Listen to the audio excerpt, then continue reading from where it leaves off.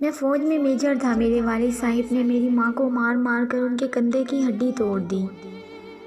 مناسب علاج نہ کروانے کی وجہ سے ہڈی نے خون سپلائی کرنے والی نالیوں کو نقصان پہنچایا اور خون کی سپلائی بند ہونے کی وجہ سے میری ماں کا بازو بے جان ہو کر سوکھ گیا تھا۔ پھر جب میری ماں کو فالج کا اٹیک آیا، ان کا دوسرا بازو بھی مفلوج ہو گیا، تو میں نے اپنی پوسٹ سے استعفیٰ دے کر ماں کی خدمت کا فیصلہ کیا۔ بیوی کے لاکھ کوششوں کے بعد بھی میرا دل مطمئن نہ ہوا اور میں نے استعفیٰ دے دیا۔ میری ماں کی عمر 13 برس تھی جب میری نانوں کا انتقال ہوا تھا۔ میری نانی کی وفات کے بعد میرے نانا نے میری ماں کی پرورش کا بیڑا اٹھایا، مگر انہیں جلد ہی یقین ہو گیا کہ وہ یا تو میری ماں کو کما کر کھلا سکتے ہیں یا پھر ان کے محافظ بن کر گھر بیٹھ سکتے ہیں۔ لہٰذا جب میری ماں 16 برس کی عمر کو پہنچی تو میری ماں کا نکاح میرے نانا نے اپنے بھتیجے میری ماں کے چچا زاد سے یہ سوچتے ہوئے کر دیا کہ گھر کا دیکھا بھالا لڑکا ہے اور میری بیٹی کو اچھی طرح سے سمجھتا ہے، میرا بھتیجا بھی ہے، اس لیے خوش رکھے گا۔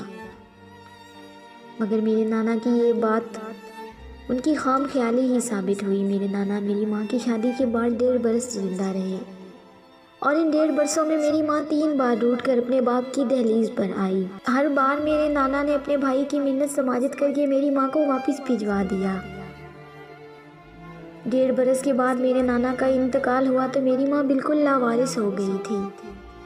میرے ددیال والوں کو کھلی چھوٹ مل گئی۔ اب میرے والد محترم کے ساتھ ساتھ میری دادی اور دونوں پھوپھیاں بھی میری ماں کو پیٹنے کا کوئی بھی موقع ہاتھ سے نہ جانے دیتی۔ یہاں تک کہ ایک بار میرے والد صاحب نے جمعہ کی نماز کے لیے جانا تھا اور میری ماں طبیعت خرابی کی وجہ سے ان کے کپڑے استری کر کے نہ رکھ پائی، تو اس بات پر انہوں نے میری ماں کو کپڑے دھونے والے ڈنڈے سے مار مار کر ان کے کندھے کی ہڈی توڑ دی۔ کندھے کی ہڈی توڑنے کے بعد کسی ڈاکٹر تک کو دکھانے کی زحمت نہ کی گئی، بلکہ الٹا میری ماں درد سے کراہتی تو اسے اور پیٹا جاتا اور بہانے خور جیسے القابات سے نوازا جاتا، یہاں تک کہ مسلسل حرکت میں رہنے کی وجہ سے ٹوٹی ہوئی ہڈی نے انگلیوں اور بازوؤں کو خون سپلائی کرنے والی نالیوں کو بھی کٹ کر دیا تھا۔ جب خون سپلائی کرنے والی نالیاں کٹ ہو گئی تو خون کی سپلائی آہستہ آہستہ انگلیوں تک پہنچنا بند ہو گئی تھی اور بازو بے جان ہونا شروع ہو گیا، یہاں تک کہ بازو بے جان ہو کر سوکھ گیا تھا اور ساتھ ہی لٹک کر رہ گیا۔ جب میرے ددیال والوں کو یقین ہو گیا کہ میری ماں بالکل مفلوج ہو چکی ہے تو انہوں نے میری ماں پر بد کردار ہونے کا الزام لگایا اور اسے طلاق دلوا کر نکلوا دیا۔ جب میری ماں کو طلاق دے کر گھر سے نکالا گیا، اس وقت میں اپنی ماں کے پیٹ میں 7 ماہ کا ہو چکا تھا۔ 2 ماہ تک میری ماں کو گاؤں کی دائی نے اپنے گھر پناہ دیے رکھی اور 2 ماہ کے بعد جب میری پیدائش ہوئی تو میرے ددیال والوں کو خطرہ پیدا ہو گیا کہ کہیں میں ان کی جائیداد نہ ہتھیار ہوں، اس لیے انہوں نے میری ماں کو دائی کے گھر بلکہ گاؤں سے بھی نکلوا دیا۔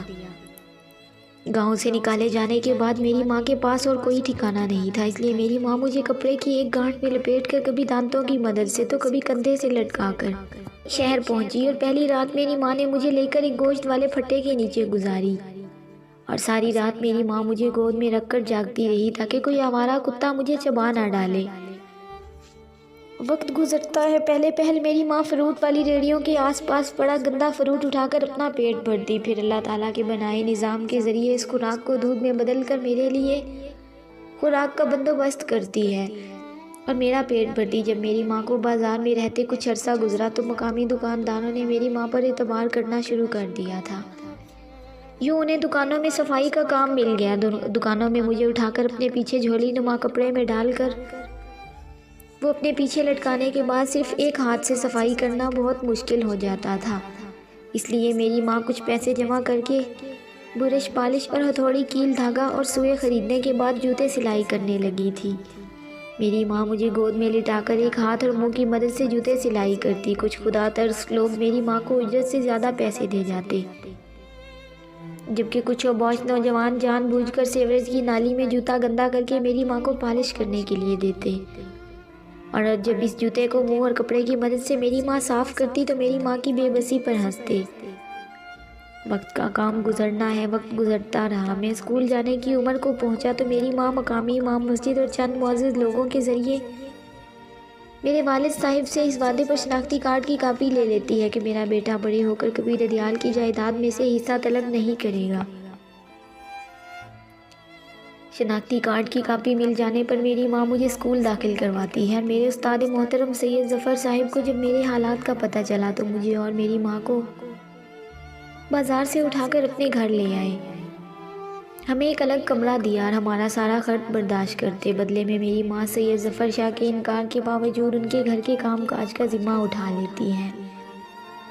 میں پڑھتا رہا یہاں تک کہ استاد محترم میرے لیے آرمی میں بطور سیکنڈ لیفٹیننٹ اپلائی کرتے ہیں۔ میں سلیکٹ ہو جاتا ہوں اور میرا شمار ٹاپ 10 کینڈیڈیٹس میں ہوتا ہے۔ میں کورس مکمل کرتا ہوں اور میری شادی استاد محترم کی بیٹی سے کر دی جاتی ہے۔ جب میں بطور کیپٹن انٹیلیجنس کے ایک مشن پر ہوتا ہوں تو ہارٹ اٹیک سے میرے استاد محترم سید ظفر صاحب انتقال کر جاتے ہیں۔ میں ان کے جنازے میں شامل نہیں ہو سکتا اور مشن مکمل کرنے کے بعد میں پورا ہفتہ پورا دن ان کی قبر پر بیٹھ کر ان کے جنازے کو کندھا نہ دے سکنے پر معذرت کرتا رہتا ہوں۔ جب دل کا غم ہلکا ہوتا ہے تو واپس ڈیوٹی جوائن کر لیتا ہوں۔ میں ایک مشن پر تھا جب مجھے پتا چلا کہ میری ماں کو فالج کا اٹیک آیا ہے۔ میں نے اپنے سینئرز بیچ میٹس یہاں تک کہ اپنی شریک حیات کے روکنے کے باوجود فوج سے استعفیٰ دے دیا اور اپنی ماں کی خدمت میں مصروف ہو گیا۔ مجھے یاد ہے کرنل لطیف اور بریگیڈیئر امتیاز نے مجھے کہا تھا کہ اس فیصلے کے بعد تم پچھتاؤ گے۔ میری بیگم نے مجھے قسم دی تھی کہ وہ میری ماں کی خدمت میں کوئی کسر نہیں چھوڑے گی،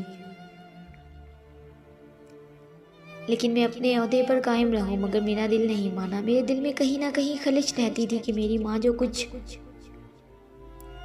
مجھ سے کہہ سکتی ہے وہ میری بیوی سے نہیں کہہ سکتی، لہٰذا میں نے استعفیٰ دے دیا اور خود اپنی ماں کی خدمت کرنے لگا۔ میری ماں جب تک زندہ رہی میں نے شاید ہی کوئی رات گھر سے باہر گزاری ہو، نہیں تو میں 24 میں سے 18 گھنٹے ماں کے ساتھ گزارتا۔ میں نے چھوٹا سا گاڑیوں کا شو روم بنایا تھا جس پر ملازم بیٹھتا۔ میں سارا دن ماں کے ساتھ گزارتا۔ اللہ تعالیٰ نے مجھے ماں کی خدمت کے صدقے میں اتنی برکت دی کہ میرے پاس آج بیرون ملک ناروے اور 7 شو روم ہیں۔ آج پاکستان میں میری اپنی انڈسٹری ہے۔ آج میری ماں فوت ہو چکی ہے اور میرے بچے جوان ہو چکے ہیں۔ میری بیٹی امریکہ میں زیر تعلیم ہے۔ دونوں بیٹیوں نے مکمل تعلیم حاصل کرنے کے بعد ناروے میں ہی بزنس سنبھال رکھا ہے۔ میری اولاد منتظر رہتی ہے کہ کب ان کے والدین کوئی حکم دیں اور وہ بجا لائیں۔ کچھ عرصہ قبل میں اپنی بیوی کے ہمراہ امریکہ میں اپنی بیٹی کو ملنے گیا تو بیٹی کے کہنے پر ہم اولڈ ہوم چلے گئے تھے۔ وہاں پر مقیم ایک پاکستانی جسے شکل دیکھتے ہی میں نے پہچان لیا تھا کہ وہ بریگیڈیئر امتیاز ہیں، ان کو دیکھ کر میں حیران رہ گیا۔ پاکستان میں اس کا رعب و دبدبہ، اس کی شان و شوکت سب کچھ امریکہ میں ختم ہو چکا تھا اور وہ بالکل ہڈیوں کا ڈھانچہ تھا۔